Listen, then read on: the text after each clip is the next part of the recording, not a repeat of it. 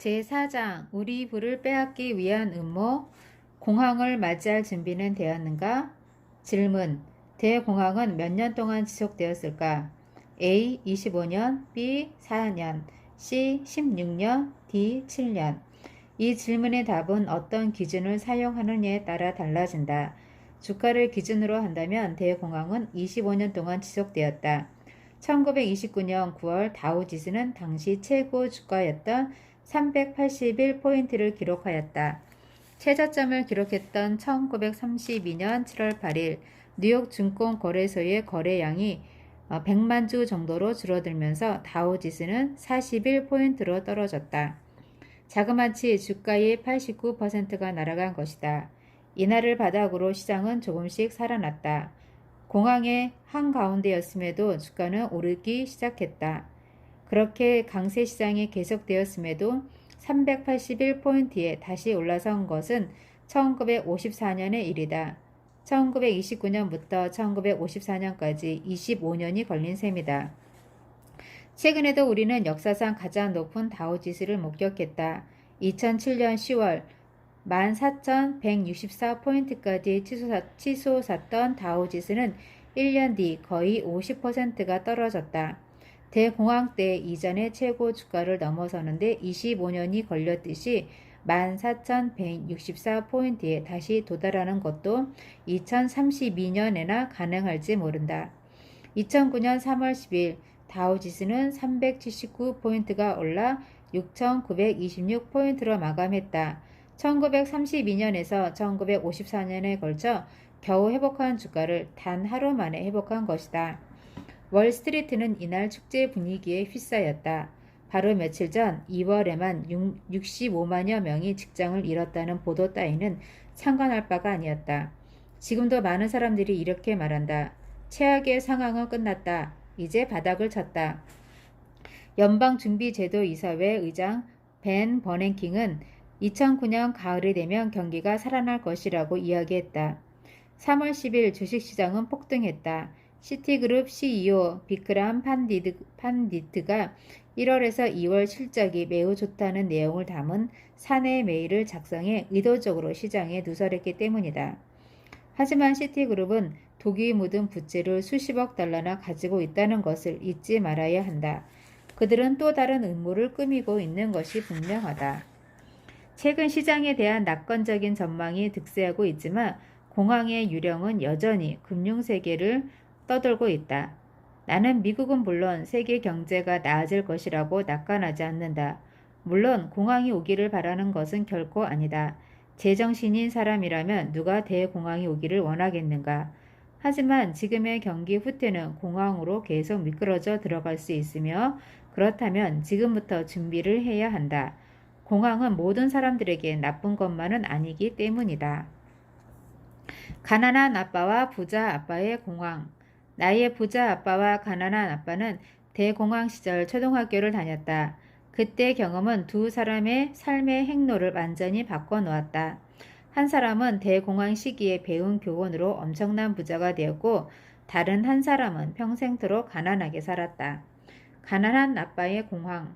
나의 가난한 아빠의 아버지, 즉 할아버지는 사업가였다. 사업체를 운영했으며 하와이 마우이 섬 해변에 어마어마한 부동산을 가지고 있었다. 하지만 대공황이 닥치면서 모든 것을 잃었다. 가족의 생계비조차 될 수 없는 상황이었다.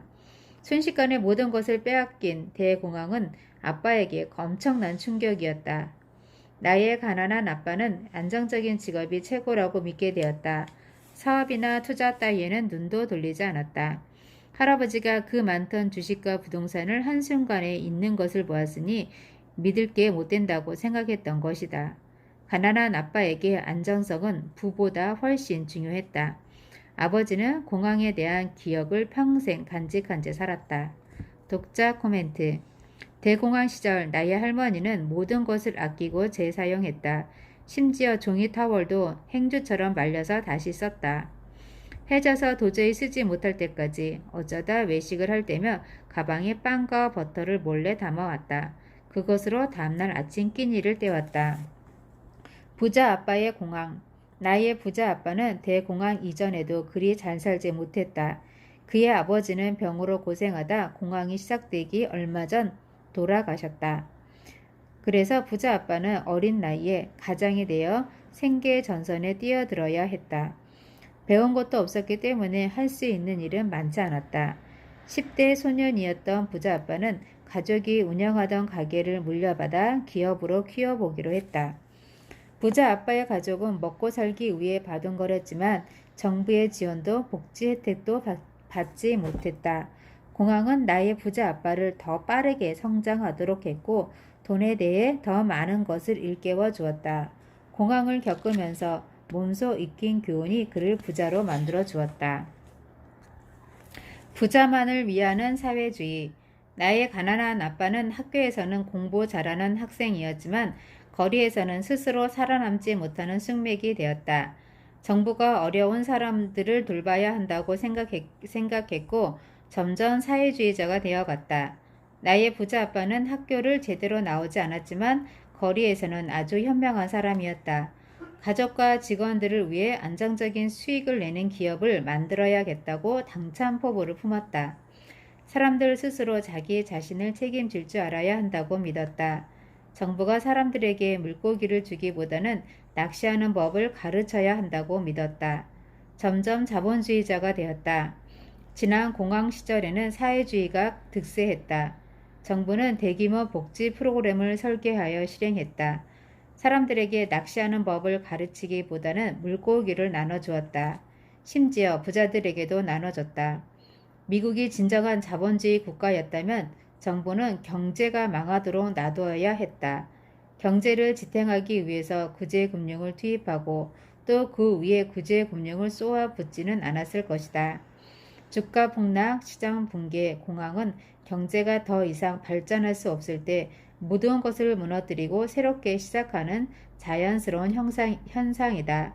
경기 호황기 동안 발생한 실수와 범죄를 죄다 드러냄으로써 잘못된 것을 고치도록 만드는 경제의 리셋 버튼이라 할 수 있다. 하지만 오늘날 우리 경제는 리셋 버튼이 작동하지 않는다. 아무리 실수를 해도 범죄를 저질러도 그 대가를 치르지 않는다. 결국 무능한 사람들, 사기꾼들, 시대의 흐름에 뒤떨어진 바보들이 구제금융이라는 이름으로 국민의 세금을 수조 달러씩 잡아먹으며 기득권을 누리고 있는 것이다. 약세장은 이전의 강세장에서 벌어진 실수, 사기, 탐욕, 비효율성을 깨끗이 청소해버리는 기능을 한다. 하지만 정부는 약세장이 스스로 해소되기를 기다리지 않고 은행에 돈을 불어 구제금융이라는 이름으로 손실을 보전해주고 있다. 세상을 부정한 빚더미 속에 헛떡이게 만든 바로 그 장본인들, 경제를 망친 탐욕의 무리들, 감옥에 쳐넣어야 하는 그 기업들과 은행들에게 돈을 퍼주는 것이다. 좋은 시절을 누리며 탐욕과 사치와 방만함으로 디룩디룩 살이 찌고 게을러 터진 쥐행과 같은 회사에게 불황이 닥쳐 살아남기 힘들다는 이유만으로 쟁쟁한 외국 회사들과 경쟁할 수 없다는 이유만으로 정부는 돈을 퍼준다. 무능한 기업은 시장에서 퇴출되는 경제의 자연스러운 현상이 작동하지 않게 된 것이다. 구제금융을 받은 회사의 경영진은 수천 명의 직원을 해고하고 난 뒤 엄청난 보너스와 퇴직금을 챙겨 회사를 떠난다. 정부의 도움으로 기사회생한 기업은 다시 기업 활동을 재개하면서 또 한 번 투자자들을 희생양으로 삼는다. 이것은 자본주의가 아니다. 구제금융을 쏘아붙는 정부는 사회주의다. 그것도 진정한 사회주의가 아니라 부자만을 위한 사회주의다. 지금 우리가 사는 사회는 카를 마르크스가 꿈꾸던 공산주의보다 훨씬 질이 나쁜 체제다. 적어도 공산주의는 모든 사회제도를 보통 사람들을 위해 운영한다는 숭고한 가치라도 추구한다. 무엇보다도 공산주의는 부자들의 돈을 가난한 사람들에게 재분배하라고 설계하지 않는가. 그것을 제대로 실행하느냐 마느냐는 별개로 치고 말이다. 하지만 지금의 경제 시스템은 어떤가? 구제금융이라는 명목으로 가난한 사람들에게서 뜯어낸 세금을 부자들에게 마구 퍼주고 있다. 이것은 일시적인 문제가 아니다. 거대 부자들의 현금 강탈은 수십 년 동안 지속되어 왔다. 거대 부자들이 정부를 조정하여 중산층과 빈민층의 주머니를 강탈하여 자기 주머니를 채우는 행태는 우리 사회의 공공연한 시스템으로 자리 잡았다. 상품과 서비스를 생산하기 위해 뼈 빠지게 일하는 보통 사람들에게는 가차없이 높은 세금을 매기고 탐욕스럽고 부정직한 사기꾼들, 무능한 도박꾼들, 놀고 먹는 게으른 인간들에게 세금을 퍼주는 경제 시스템이 작동하는 사회에 우리는 살고 있다. 공황은 절대 끝나지 않았다. 공황은 대략 75년마다 한 번씩 온다고 한다. 그것이 맞다면 이번 공황은 2005년쯤 시작되었다고 볼 수 있다. 하지만 지금 겪고 있는 이 상황이 공황인지 아닌지 단정짓기 어렵다. 공황에 대한 실질적인 정의가 없기 때문이다. 경제학자들은 경기 침체라는 개념만 정의한다. 많은 사람들이 2005년 공황을 실감하지 못했던 이유는 연방준비제도와 미국 정부가 돈 공급량을 조작하여 경제를 계속 띄웠기 때문이다. 이러한 조작은 지금도 계속되고 있다. 화폐 공급 조작이 정말 성공한다면 이번 공황은 표면적으로는 그냥 건너뛸 수 있을지 모른다. 경제가 서서히 살아날지도 모른다. 하지만 실패한다면 더 큰 공황으로 이어질 것이다. 2008년에 경제학자들은 경제가 경기 후퇴기에 들어섰다고 선언했다. 경기 후퇴가 진행된 지 1년이나 지나서야 경제학자들이 인정한 것이다. 그 한 해 동안 많은 일들이 벌어졌다. 리먼 브라더스가 망했고 자동차 제조회사들이 파산하고 주식시장이 붕괴되었다. 거대 은행은 긴급 구제금융으로 수십억 달러를 받아 챙겼지만 사람들은 집과 일자리를 잃었다. 캘리포니아는 돈이 바닥나 돈 대신에 차용증을 발행할 준비를 하고 있다. 이렇게 나쁜 소식이 넘쳐나는데도 경제학자들은 경기 후퇴가 시작되었다는 것을 이해하는 데 1년이란 시간이 걸렸던 것이다. 공황이 시작되었다는 것을 공식적으로 인정하는 데는 또 얼마나 오랜 시간이 걸릴지 궁금하다. 이번에 많은 사람들이 뼈저리게 깨달은 게 있을 것이다. 세상을 직접 헤쳐나가야 하는 우리는 경제학자들보다 더 뛰어난 현실 감각을 가져야 한다는 것이다. 경기 후퇴와 공황을 정의하는 개념 또한 경제학자들에게 의존해서는 안 된다. 나는 경기 후퇴와 공황을 간단하게 다음과 같이 정의한다. 이웃이 일자리를 잃으면 경기 침체가 시작된 것이다. 내가 일자리를 잃으면 공황이 시작된 것이다. 2008년 미국에서만 200만 명 이상이 일자리를 잃었다. 2009년 2월에는 한 달 동안 65만 1,000여 명이 일자리를 잃었다. 지금 우리 경제는 어떤 상황에 있는 것일까? 경기 침체일까? 공황일까? 지난 75년을 돌아보면 그동안 공황이 끝나지 않고 지속되고 있었음을 알 수 있다. 지금 우리 앞에 놓인 경제적인 문제는 대부분 75년 전 공황 때 해결하지 못한 문제에서 비롯되었다. 문제를 제대로 해결하지 않고 시간을 벌기 위해 땜질만으로 고비를 넘기다 이제 와서 폭발한 것이다. 예컨대 1933년에 만든 사회보장제도를 유지하기 위해 정부는 엄청난 돈을 쏟아부었고 결국 7,500만 명의 베이비붐 세대가 퇴직하기 시작하는 2008년에 이르러 이 제도는 폭발하였다. 75년 전 공황을 헤쳐나가기 위해 만든 해법이 오늘날 핵폭탄이 되어 돌아온 것이다.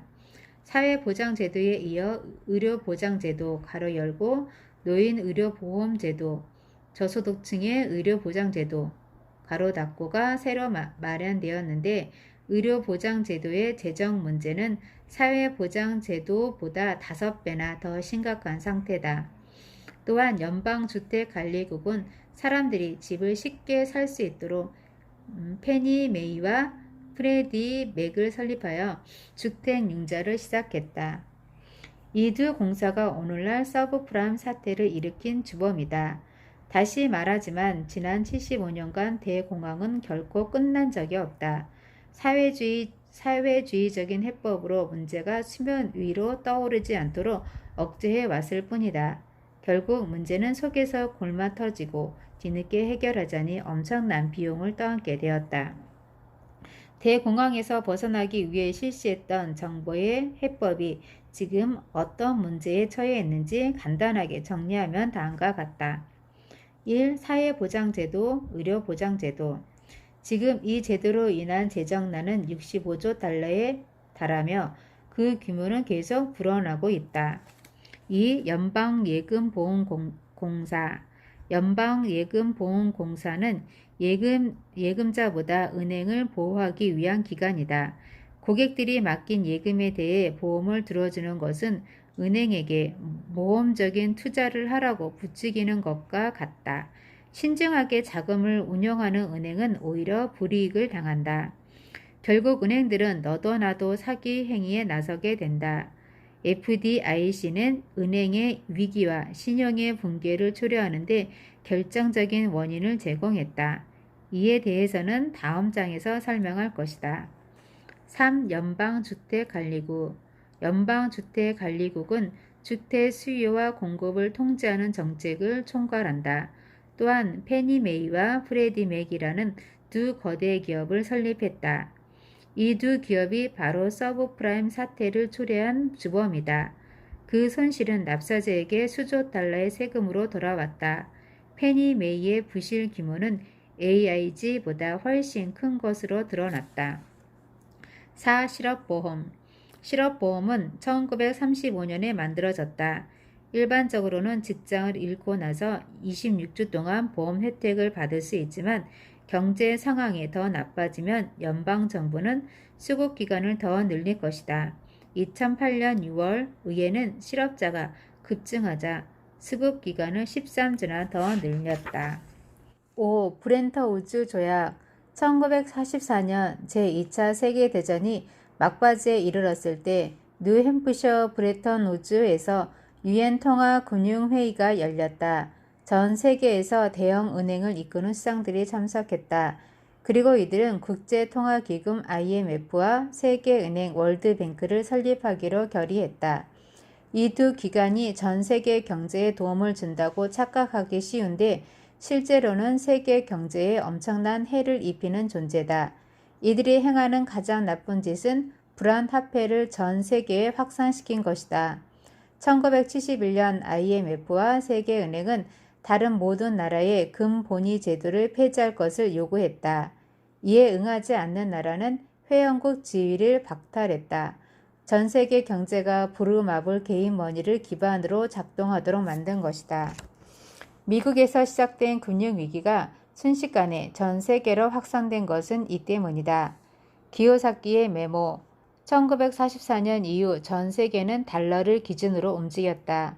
따라서 미국의 달러가 전 세계의 준비통화, 가로 열고 금과 더불어 대외 지급을 위한 준비로서 각국이 보유하고 있는 통화, 가로 닫고 역할을 했다. 미국인들이 미국 달러로 세금을 내듯이 모든 나라가 미국 달러로 무역을 해야 했다. 미국이 그토록 부강한 나라가 될 수 있었던 것은 마구 찍어낸 미국 달러로 부채를 지불하고 무역을 할 수 있었기 때문이다. 미국은 합법적으로 위조 지폐를 만들 수 있었던 것이다. 아르헨티나 돈을 세계의 준비 통화로 사용한다면 아르헨티나 역시 부자가 될 수밖에 없다. 지금 경제 위기의 본질은 달러의 신용이 너무나 떨어졌다는 것이다.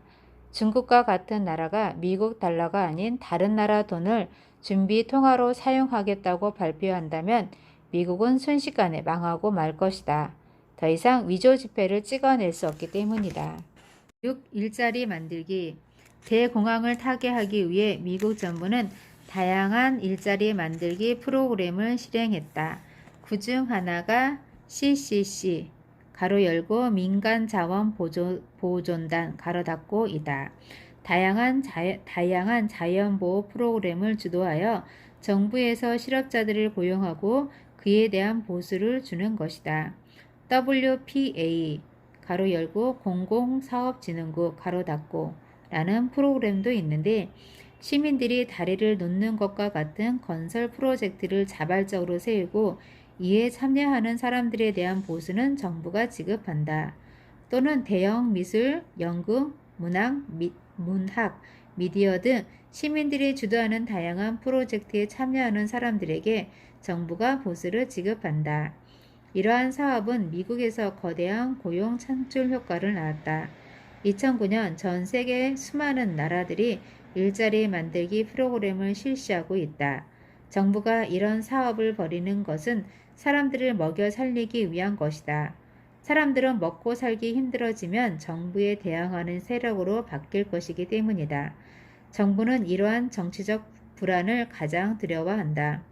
엄청난 실업자 무리는 자칫 혁명 세력으로 발전할 수 있다. 75년 전에 미국을 강타한 공황은 끝나지 않고 계속되었다. 문제를 해결하지 않고 계속 내일로 미루기만 하다가 또다시 위기를 맞게 된 것이다. 더 많은 돈을 투입해도 상황은 점점 더 위험해지고 있다. 공황에는 두 가지 유형이 있다. 1. 디플레이션으로 인한 공황, 2. 인플레이션으로 인한 공황. 75년 전 미국에서 일어난 공황은 디플레이션 때문에 발생했다. 반면 독일에서 일어난 공황은 인플레이션 때문에 발생한 것이었다. 미국의 공황이 디플레이션 때문에 발생한 이유 중 하나는 미국 달러가 기술적으로는 여전히 진짜 가치를 가지고 있었기 때문이다. 당시 미국 달러는 금과 은으로 가치를 뒷받침하는 태환화폐였다. 태환화폐는 기본적으로 재무부의 금고에 금이나 은을 보관하고 있다는 것을 증명하는 종이 영수증이다.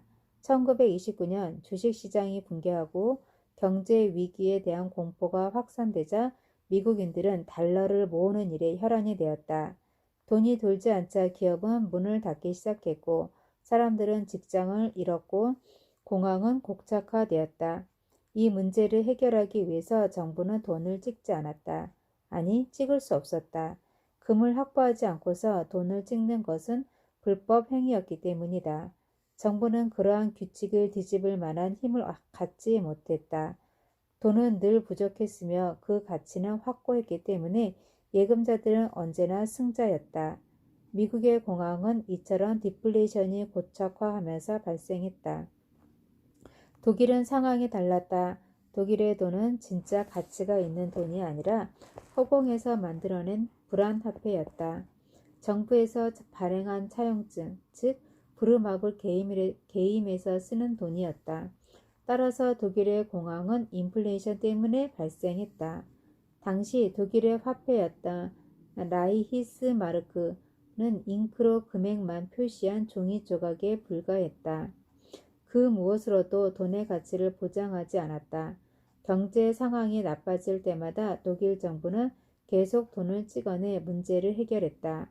돈이 자꾸 쏟아져 나오면서 돈의 가치는 계속 하락했다. 돈을 가진 사람, 은행에 예금한 사람들은 모두 실패자가 되었다. 인플레이션이 폭발하면서 공황은 시작되었다. 하이퍼 인플레이션이 어떤 것인지를 극명하게 보여주는 에피소드가 있다. 어떤 여자가 빵 한 덩어리를 사기 위해 손수레 가득 라이히스 마르크를 싣고 빵집에 갔다.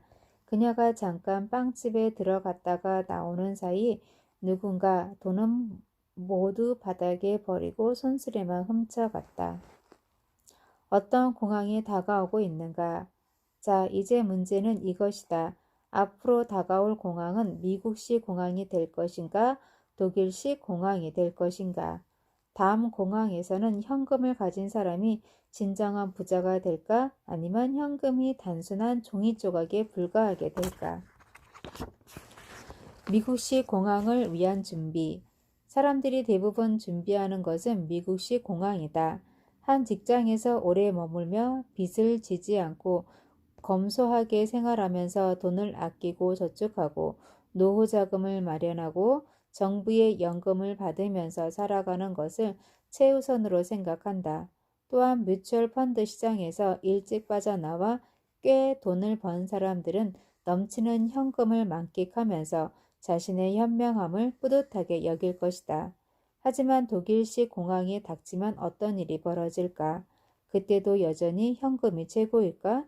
자신이 여전히 현명하다고 자부할 수 있을까?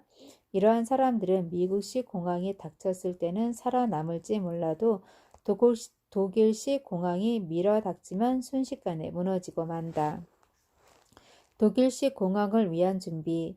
지금 독일식 공항을 준비하는 사람은 거의 없다.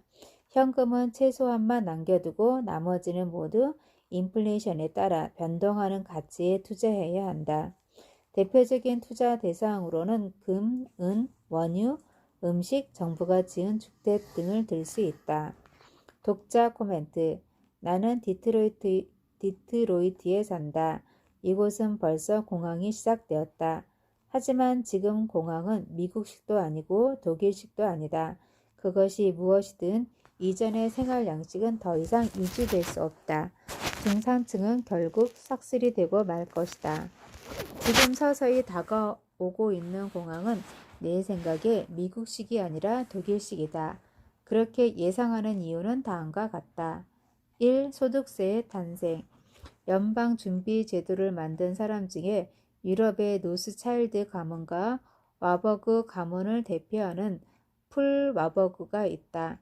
그는 독일과 네덜란드에 사무실을 둔 와버그 앤드 컴퍼니의 일원이다. 그의 형 맥스 와버그는 제2차 세계대전이 일어나기 전 독일 제국의 황제 직속 재정 고문이었으며 독일의 나이히스 방크의 은행장이었다. 와버그 형제는 금 본위 제도를 반대하고 불안화폐를 지지했다. 돈의 공급과 수요를 탄력적으로 운영할 수 있어야 산업을 성장시킬 수 있다고 주장했다. 물론 이러한 통화 운영은 앞에서도 말했듯이 보통 사람들과 예금자에게 걷는 조용한 세금이라고 하는 인플레이션으로 이어진다. 와버그의 통화 철학의 파괴적인 결과는 그야말로 비극적이었다. 1938년 하이퍼 인플레이션이 극에 달하자 유대인이었던 맥스 와버그는 바로 독일을 떴다. 하지만 이들의 통화 철학은 오늘날 미국에서도 고스란히 작동한다. 그래서 연방준비위원회가 경제를 살린다며 수조 달러를 퍼붓고 있는 것이다. 1914년 이전에는 미국에 소득세가 없었다는 사실도 알아야 한다. 소득세는 연방준비제도가 생기면서 이자로 지급할 돈을 확보하기 위해 고안된 세금이다. 연방준비위원회는 인플레이션이라고 하는 보이지 않는 세금과 눈에 보이는 소득세를 만든 장본인이다. 그들의 본질적인 임무는 우리 주머니에 있는 돈을 꺼내 부자들 주머니 속에 넣어주는 것이다. 이 빚에서 벗어나기 위해 찍어낸 돈. 1929년의 시장 붕괴는 주식 투기 때문이었다. 2007년 시장 붕괴는 부동산 투기 때문이다. 두 상황은 앞에서도 말했듯이 상당히 다르다. 1929년에는 금 본위 제도에 얽매여 있었기 때문에 미국 정부는 돈을 찍어낼 수 없었고 따라서 디플레이션에서 쉽게 벗어날 수 없었다. 하지만 지금 그러한 상황이 닥치면 미국 정부는 당장 돈을 찍어내 순식간에 빚을 갚아 디플레이션을 해소할 수 있다. 지금 미국 달러는 미국 정부에 대한 선한 믿음과 신용 이외에는 그 무엇으로도 뒷받침되지 않는 허공에 떠다니는 화폐이기 때문이다. 이런 처방은 결국 어떤 상황으로 이어질까? 3. 금 대신 달러. 1934년 프랭클린 루스벨트 대통령은 미국인들에게 금을 가지고 오면 1온스당 20.22달러를 주겠다고 했다.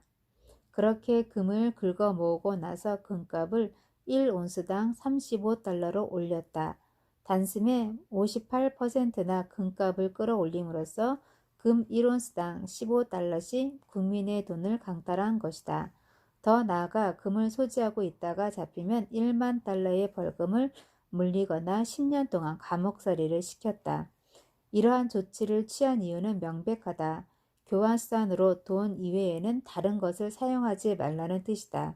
또한 미국 정부가 너무 많은 달러를 찍어내는 바람에 그것을 뒷받침할 금을 충분히 확보하지 못한 상황을 무마하려는 술책이었다.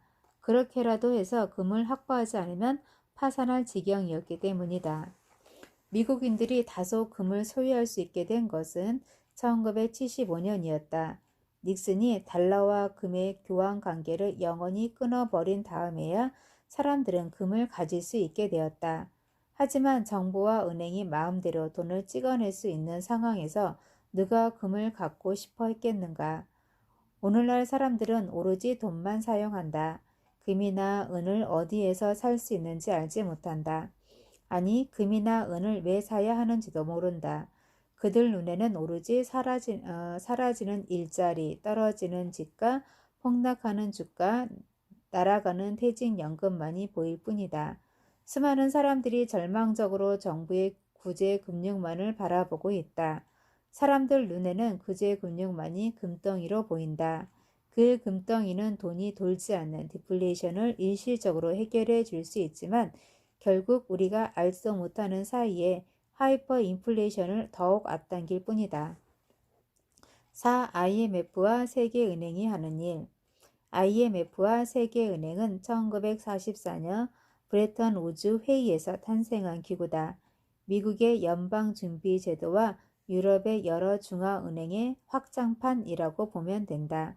IMF와 세계은행은 전 세계의 돈을 불안화폐, 즉 금이나 은으로 가치를 뒷받침하지 않는 화폐로 바꾸도록 강요했다. 제2차 세계대전 이전의 독일에서 쓰던 돈처럼 말이다. 다시 말해 미국, IMF, 세계은행은 독일식 통화 시스템인 손수레 화폐를 전 세계로 수출하기 시작한 것이다. 1971년 미국 달러는 IMF에서 사용하는 주요 화폐였다. 금 1온스당 35달러밖에 만들어낼 수 없기 때문에 찍어낼 수 있는 화폐의 양은 제한되어 있었다. IMF가 진정으로 세계의 중앙은행 역할을 하기 위해서는 어떤 가치에 의존하지 않는 돈을 무제한으로 찍어낼 수 있어야 했다. 이러한 필요성에 맞춰 닉슨은 1971년 8월 15일 달러와 금의 교환을 중단하겠다고 선언했다. 미국 달러가 전 세계인이 쓰는 부르마블 개인머니가 되는 순간이었다. 다가오는 공황에 대비하라. 오늘날 세계의 주요 통화는 결국 빵 한 조각을 사기 위해 손수레에 돈을 가득 담아 날라야 하는 부르마블 개인머니다. 다시 한번 물어보자. 다가오는 공황은 미국식 디플레이션 공황이 될 것인가? 독일식 하이퍼 인플레이션 공황이 될 것인가? 현금은 보물이 될 것인가? 휴지 조각이 되고 말 것인가? 예금자들은 승자가 될 것인가? 패자가 될 것인가? 연금 수령자들은 편안한 노후를 누리게 될 것인가? 불안한 시간을 맞이하게 될 것인가? 물가는 내려갈 것인가? 올라갈 것인가? 기요사키의 메모. 지금 연방준비위원회와 미국 재무부는 디플레이션을 잡기 위해 안간힘을 쓰고 있다. 디플레이션은 인플레이션보다 훨씬 더 치명적이다. 디플레이션은 멈추기도 힘들다. 지금 정부가 온갖 구제금융과 경기 부양책을 쏟아내는 것은 바로 이러한 디플레이션을 방지하기 위한 것이다. 이러한 통화 전략이 성공한다면 우리는 다시 인플레이션 상황으로 되돌아가고 경제는 그럭저럭 돌아갈 것이다. 물론 그럴 가능성이 높다. 하지만 경기 부양책이 제대로 작동하지 않는다면 계속 돈을 찍어내야 하고 이것은 하이퍼 인플레이션으로 이어진다. 하이퍼 인플레이션이 일어난다면 우리가 상상하는 공황보다 훨씬 더 악몽 같은 지옥이 될 것이다. 짐바브웨에서는 달걀 3개를 사기 위해서 1조 짐바브웨 달러를 내야 한다고 한다. 이처럼 상상하기 힘든 하이퍼 인플레이션이 미국에서 일어날 수 있다. 미국 달러가 휴지 조각이 된다면 미국 달러를 기반으로 움직이는 세계 경제도 붕괴할 것이다. 우리 지도자들이 가장 두려워하는 사태다. 앞으로 닥칠 공황을 준비하기 위한 첫 단계는 역사를 돌아보고 현실을 점검하고 미래를 내다보고 스스로 결정을 하는 것이다. 그런 다음 가난한 아빠의 공황 생존 전략을 선택할 것인지 부자 아빠의 공황 생존 전략을 선택할 것인지 결정해야 한다. 공황은 모든 사람들에게 똑같이 영향을 미친다. 하지만 그 영향력이 커질수록 부자는 더 부자가 되고 가난한 사람은 더 가난해진다. 공황은 오지 않을 수도 있다. 전 세계가 미국 달러를 중심으로 하는 경제 체제에서 이탈하지 않는다면 또 전 세계가 허공에서 찍어내는 돈을 토대로 계속 돌아간다면 말이다. 세계의 수많은 나라들이 미국의 상품이나 서비스를 수출하고 그 대가로 달러를 받는다. 미국은 계속 돈만 찍어서 그들에게 내주면 된다. 미국의 최고 수출품은 뭐니 해도 달러, 즉 빚에 대한 차용증이다. 다른 나라들이 미국의 달러, 재무부 증권, 채권을 받아들이는 한 회전목마는 계속 돌아갈 것이다. 하지만 그들이 미국 달러 받기를 거부하는 순간 흥겨운 노래소리는 멈출 것이고 곧바로 공황이 밀어닥칠 것이다. 20세기 초 대공황보다 더 끔찍한 사태가 벌어질 것이다. 2009년 3월 18일 연방준비위원회는 재무부 채권과 모기지 증권을 사들여 1조 2천억 달러를 미국 경제에 또 공급하겠다고 발표했다. 정상적인 경제 상황에서는 미국 재무부에서 채권을 발행하면 중국, 일본, 영국과 같은 국가들과 개인 투자자들이 그 채권을 사들이고 이로써 달러를 시장에 공급한다. 하지만 미국 정부가 자신이 발행한 채권을 자신이 사들여 달러를 시장에 공급하겠다고 하는 것은 마음대로 돈을 찍어내겠다는 뜻이다. 지난 공황 때 독일 정부가 그랬던 것처럼 돈을 찍어내는 작업이 미국에서도 본격적으로 시작되었다는 신호다. 공중에서 그나마 버티던 바람 빠진 열기구 풍선이 더 빠르게 추락할 거라는 신호다. 곧 비행기가 추락할 예정이니 안전벨트를 꽉 붙들어 매라는 경고 방송이다. 버냉킹 의장은 지난 대공황에서 경제를 배운 사람이다. 디플레이션을 막기 위해서는 달러를 무제한 찍어낼 수도 있다고 그는 자주 공언했다. 또한 헬리콥터로 전국에 돈을 뿌릴 것이라고 말해 헬리콥터 벤이라는 별명까지 붙었다. 2009년 3월 18일 연방준비위원회의 발표는 이러한 생각을 실행에 옮기겠다는 의지를 공식 선언한 것이다. 디플레이션을 막기 위해 어떤 대가를 치르는 한이 있더라도 인플레이션을 일으키겠다는 뜻이다. 그의 의지대로 헬리콥터에서 돈을 살포하는 일이 계속되면 결국 미국은 전 세계는 독일식 공황에 빠질 것이 불보듯 뻔하다. 독자 코멘트. 아직까지는 현금이 최고다. 전 세계 경제가 여전히 미국 달러를 기준으로 움직이고 있기 때문이다. 하지만 계속해서 돈을 찍어내면 달러는 본원 통화로서의 가치가 점점 떨어질 것이다. 다른 나라들이 본원 통화를 달러에서 금과 같은 좀 더 안정적인 것으로 바꾸기 시작하면 미국은 곧장 하이퍼 인플레이션의 지옥으로 떨어질 것이다. 돈의 새로운 규칙 네 번째, 힘든 시기를 대비하라. 그러면 좋은 시절만 누릴 것이다. 이집트의 파라오가 어느 날 이상한 꿈을 꾸었다. 살찐 소 7마리가 빼빼 마른 소 7마리에게 잡아먹히는 꿈이었다. 꿈이 하도 이상하여 해몽가를 수소문했다. 마침내 꿈의 의미를 아는 한 노예 소년이 나타났다. 7년 동안 풍작을 거둬 배부르게 지내다가 그 이후 7년 동안 기근이 닥칠 것이라는 해몽이었다. 파라오는 즉각 기근을 대비하기 시작했고 이집트는 곧 지중해 연안에서 가장 부유하고 강력한 나라가 되었다. 나 역시 1984년 벅민스터 플러의 자이언트 그런치를 읽고 나서 금융위기를 대비하기 시작했다. 그 결과 지금 나와 아내, 나의 회사, 나의 투자는 계속해서 번창하고 있다. 오랜 시간 나쁜 경제 상황에 늘 대비해 왔기 때문이다. 이것이 바로 돈의 네 번째 규칙이다. 힘든 시기를 준비하라. 그러면 늘 좋은 시간만 누릴 것이다. 자세한 방법은 뒤에서 설명하겠다.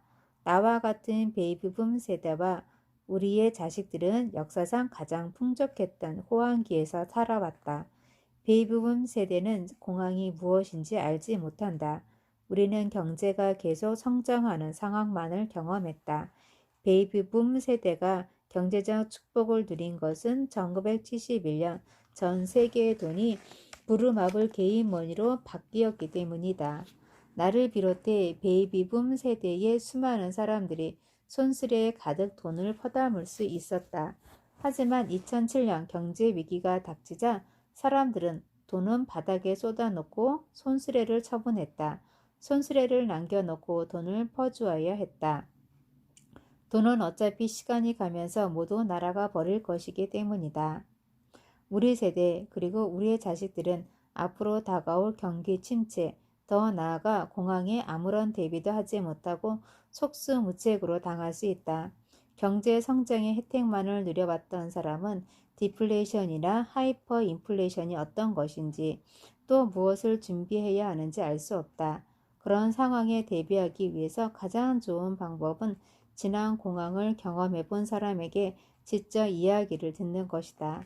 미국의 공항, 독일의 공항에서 살아남은 사람들을 만나 밥 한 끼 대접하며 그때 삶이 어떠했는지 물어보라. 다가오는 공항을 대비하는 데 소중한 정보가 될 것이다. 지금 당신은 무엇을 준비하는가? 독자 코멘트. 공항이 코앞까지 다가온 게 분명한 것 같다. 사람들 대부분 나와 마찬가지로 경제가 확장되는 시기만 경험했기 때문에 아무 대책 없이 살다가 결국 곤란에 처하고 말 것이다. 아마도 다가오는 공황에서 살아남기 위해서는 구체적인 자산을 가지고 있어야 할 것이다. 가장 이상적인 자산은 금과 은이다. 금과 은은 미국 달러가 더 이상 가치가 없게 되었을 때 발생하는 현금 흐름의 손실이나 돈의 가치 하락을 충분히 벌충해 줄 것이다.